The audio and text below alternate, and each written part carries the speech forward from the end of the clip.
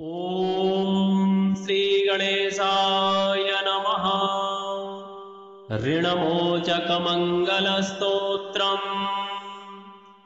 मङ्गलो भूमिपुत्रश्च ऋणहर्ता धनप्रदः। स्थिरासनो महाकायः सर्वकर्मा विरोधकः। लोहितो लोहिताक्षश्च सामगानां कृपाकरः। धरात्मजः कुजो भौमो भूतितो भूमिनन्दनः। अङ्गारको यमश्चैव सर्वरोगापहारकः। वृष्टे कर्तापहर्ता च सर्वकामफलप्रदः। एतानि कुजनामानि नित्यं यः श्रद्धया पठेत् ऋणं न जायते तस्य धनं शीघ्रमवाप्नुयात्। धरणीगर्भसम्भूतं विद्युत्कान्तिसमप्रभम् कुमारं शक्तिहस्तं च मङ्गलं प्रणमाम्यहम्। स्तोत्रमङ्गारकस्यैतत् पठनीयं सदा नृभिः। न तेषां भौमजा पीडा स्वल्पापि भवति क्वचित्। अङ्गारकमहाभाग भगवन् भक्तवत्सल त्वां नमामि ममाशेषं मृणमासु विनाशय। ऋणरोगादिदारिद्र्यं ये चान्ये ह्यपमृत्यवः। भयक्लेशमनस्तापा नश्यन्तु मम सर्वदा। अतिवक्रदुराराध्य भोगमुक्तजितात्मनः। तुष्टो ददासि साम्राज्यं रुष्टो हरषि तत्क्षणात्। विरञ्चि शक्रविष्णूनां मनुष्याणां तु का कथा। तेन त्वं सर्वसत्त्वेन ग्रहराजो महाबलः। पुत्रान् देहि धनं देहि त्वामस्मि शरणं गतः। ऋणदारिद्र्यदुःखेन शत्रूणां च भयात् ततः। एभिर्द्वादशभिः श्लोकैर्यस्तौति च धरासुतं। महतीं श्रियमवाप्नोति ह्यपरो धनदो युवा। मङ्गलो भूमिपुत्रश्च ऋणहर्ता धनप्रदः। स्थिरासनो महाकायः सर्वकर्मा विरोधकः। लोहितो लोहिताक्षश्च सामगानां कृपाकरः। धरात्मजः कुजो भौमो भूतितो भूमिनन्दनः। अङ्गारको यमश्चैव सर्वरोगापहारकः। वृष्टे कर्तापहर्ता च सर्वकामफलप्रदः।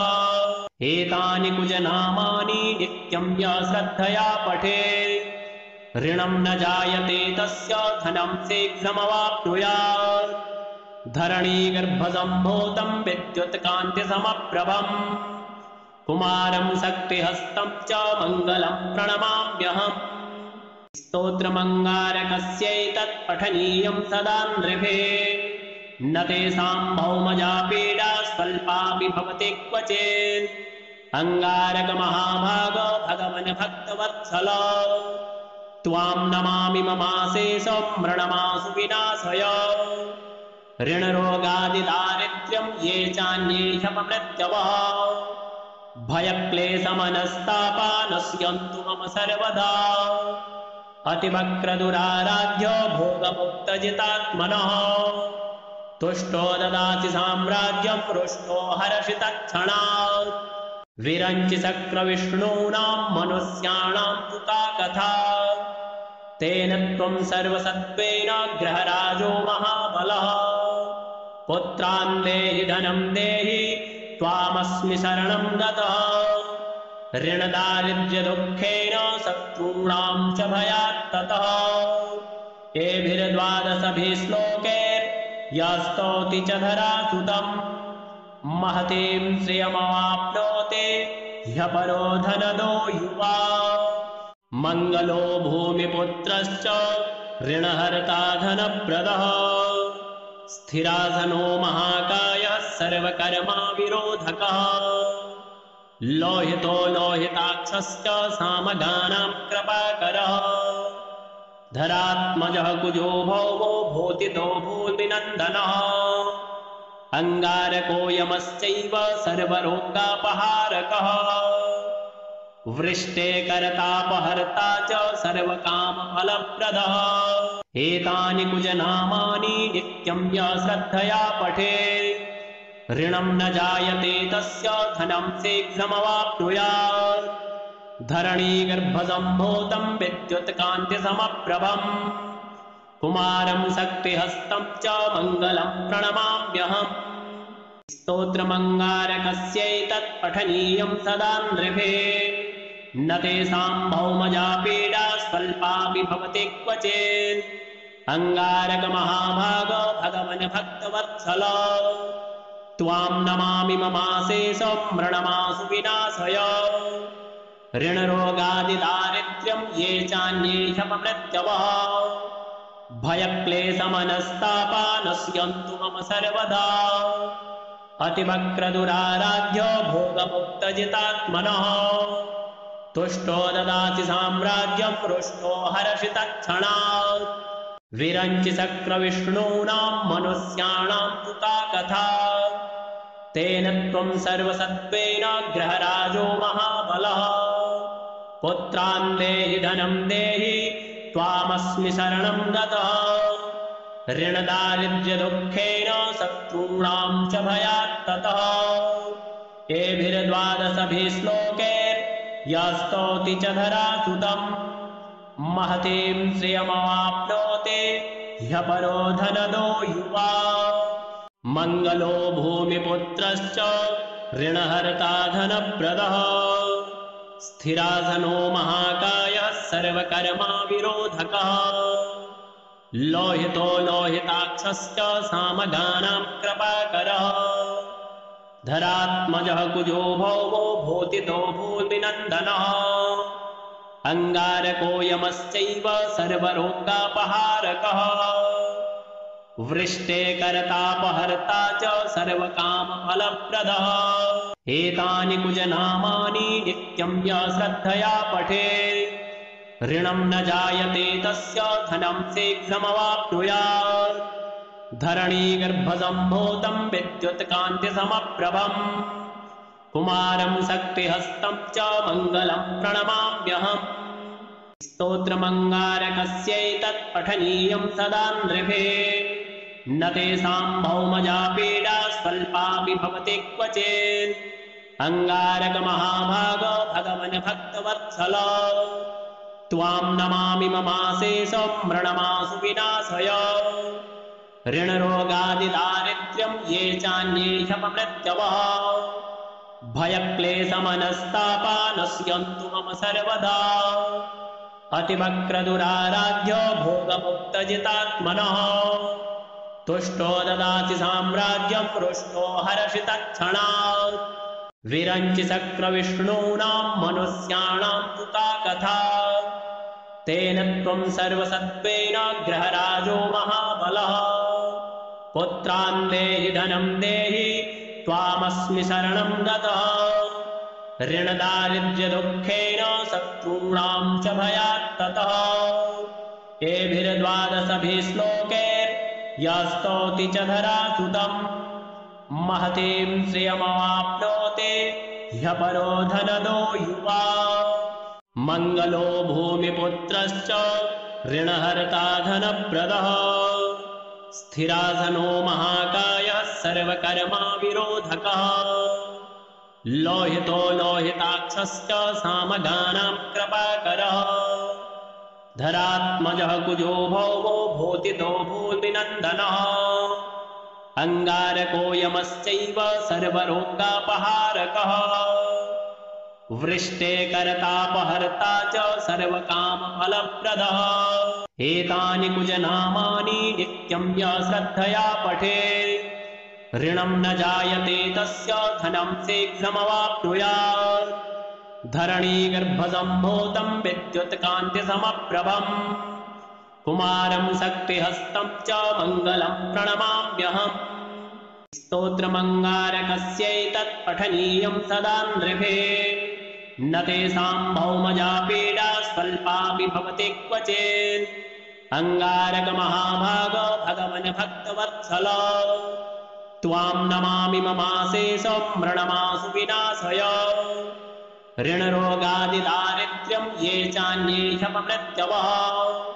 भयक्लेशमनस्तापा नश्यन्तु मम सर्वदा अतिवक्रदुराराध्यो भोगमुक्तजितात्मनः तुष्टो ददासि साम्राज्यं रुष्टो हर्षितक्षणात् विरञ्चि शक्रविष्णूनां मनुष्याणां तु का कथा तेन त्वं सर्वसत्त्वेन ग्रहराजो महाबलः पुत्रान् देहि धनं देहि त्वामस्मि शरणं गतः ऋणदारिद्र्यदुःखेन शत्रूणां च भयात् ततः एभिर्द्वादशभिः श्लोकैर्यस्तौति च धरासुतम् महतीं श्रियमवाप्नोति ह्यपरो धनदो युवा मङ्गलो भूमिपुत्रश्च ऋणहर्ता धनप्रदः स्थिरासनो महाकायः सर्वकर्माविरोधकः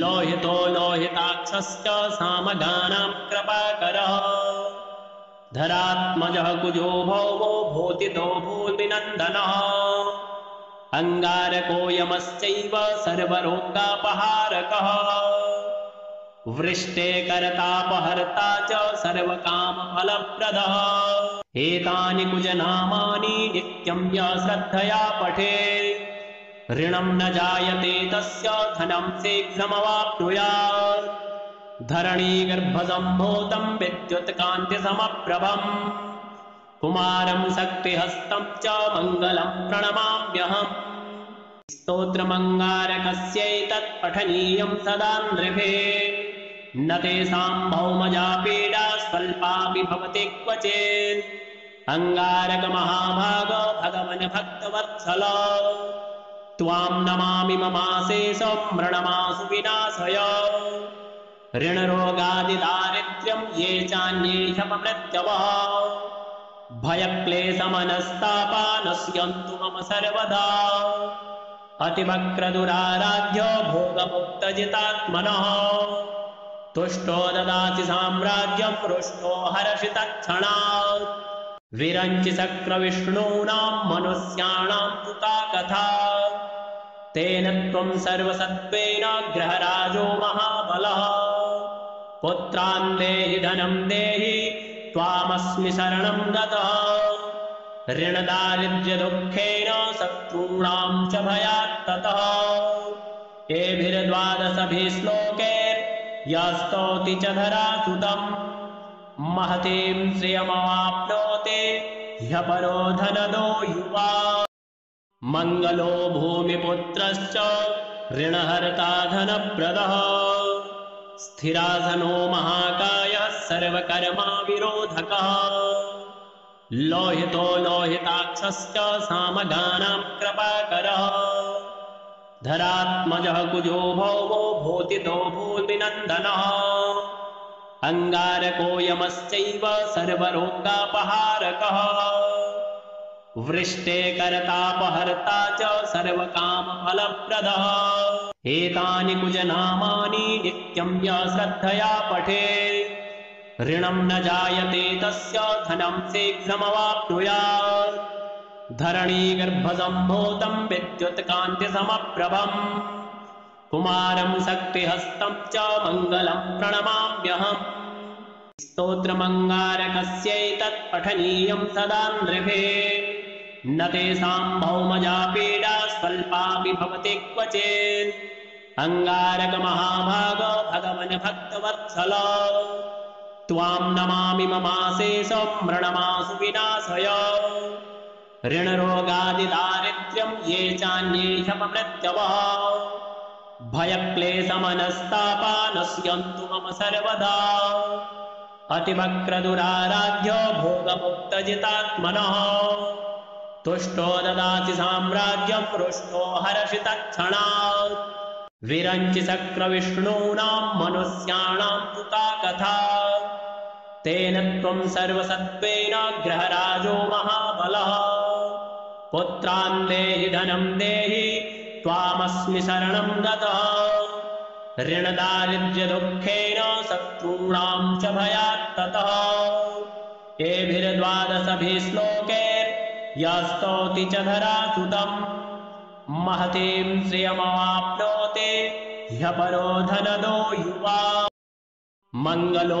भूमिपुत्रश्च ऋणहर्ता धनप्रदः स्थिराधनो महाकायः सर्वकर्मा विरोधकः लोहितो लोहिताक्षश्च सामगानां कृपाकरः धरात्मजः कुजो भौमो भूतितो भूतिनन्दनः अंगारको यमश्चैव सर्वरोगापहारकः वृष्टे कर्तापहर्ता च सर्वकामफलप्रदः एतानि कुजनामानि नित्यं य श्रद्धया पठेत् ऋणं न जायते तस्य धनं शीघ्रमवाप्नुयात् धरणीगर्भसम्भूतं विद्युत्कान्तिसमप्रभम् कुमारं शक्तिहस्तं च मङ्गलं प्रणमाम्यहम् स्तोत्रमङ्गारकस्यैतत् पठनीयं सदा नृभिः न तेषां भौमजा पीडा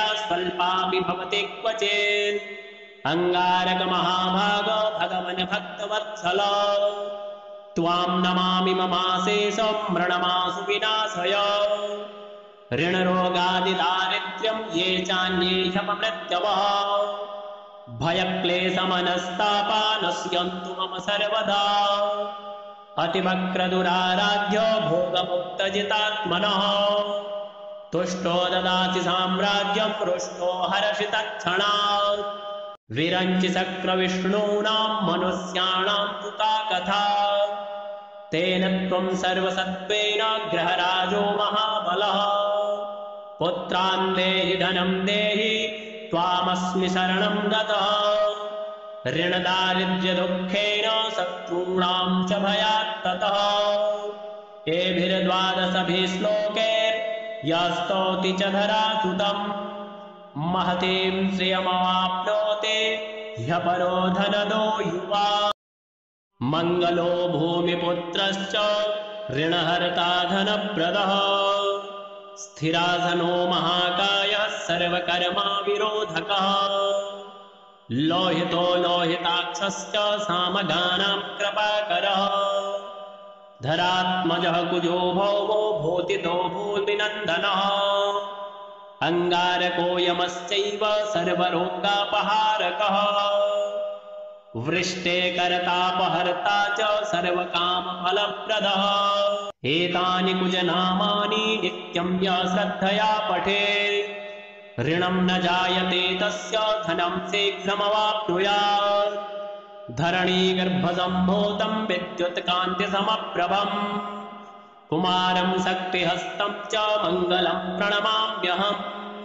स्तोत्रमङ्गारकस्यैतत् पठनीयं सदा नृभिः न तेषां भौमजा पीडा स्वल्पापि भवति क्वचित् अंगारकमहाभाग भगवन् भक्तवत्सल त्वां नमामि ममाशेषं मृणमासु विनाशय ऋणरोगादिदारिद्र्यं ये चान्ये ह्यपमृत्यवः भयक्लेशमनस्तापा नश्यन्तु मम सर्वदा अतिवक्रदुराराध्य भोगमुक्तजितात्मनः तुष्टो ददाति साम्राज्यं रुष्टो हर्षितक्षणात् विरञ्चि शक्रविष्णूनां मनुष्याणां तु का कथा तेन त्वं सर्वसत्त्वेन ग्रहराजो महाबलः पुत्रान् देहि धनं देहि त्वामस्मि शरणं गतः ऋणदारिद्र्यदुःखेन शत्रूणां च भयात् ततः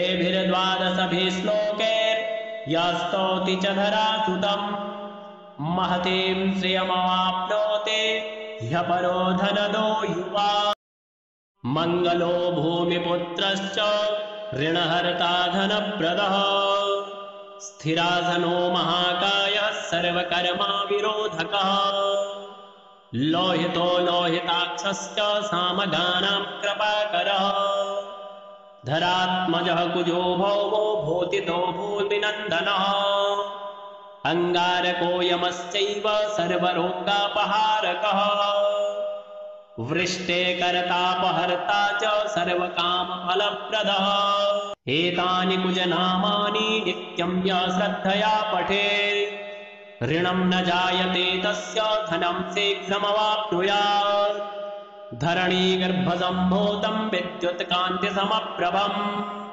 कुमारं शक्तिहस्तं च मङ्गलं प्रणमाम्यहम् स्तोत्रमङ्गारकस्यैतत् पठनीयं सदा नृभिः न तेषां भौमजा पीडा स्वल्पापि भवति क्वचित् अङ्गारकमहाभाग भगवन् भक्तवत्सल त्वां नमामि ममाशेषं मृणमासु विनाशय ऋणरोगादिदारिद्र्यं ये चान्ये ह्यपमृत्यवः भयक्लेशमनस्तापा नश्यन्तु मम सर्वदा अतिवक्रदुराराध्य भोगमुक्तजितात्मनः तुष्टो ददासि साम्राज्यं रुष्टो हरषि तत्क्षणात् विरञ्चि शक्रविष्णूनां मनुष्याणां तु का कथा तेन त्वं सर्वसत्त्वेन ग्रहराजो महाबलः पुत्रान् देहि धनं देहि त्वामस्मि शरणं गतः